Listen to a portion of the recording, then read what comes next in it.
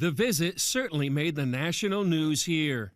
To see every newspaper in this country have evangelicals above the fold, not hiding our visit, but celebrating our visit, this is, to put it mildly, this is historic. The delegation met with Crown Prince Mohammed bin Salman on the eve of the anniversary of 9/11.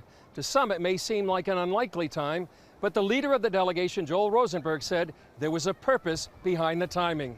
The Saudi Arabia of 18 years ago, the Saudi Arabia that, out of which Osama bin Laden came, Al-Qaeda, and the radical theology of violent jihad, that Saudi Arabia doesn't exist anymore. They have made sweeping changes that most Americans, most Christians aren't aware of. I was profoundly astounded of how much freedoms are being given to women here. We talk about veiled women, women under the veil, and the country under the veil.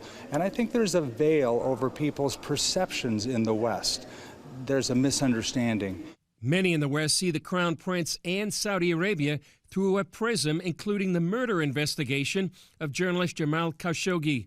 While not dismissing the crime, Rosenberg and the delegation felt it important to be in the room with a voice. The opportunity to be in the room and build a relationship means you can also ask hard questions. You can ask direct questions. You can engage on human rights issues, religious freedom issues. How can you affect it if you don't have an opportunity to talk to the top leaders? Nothing was hidden.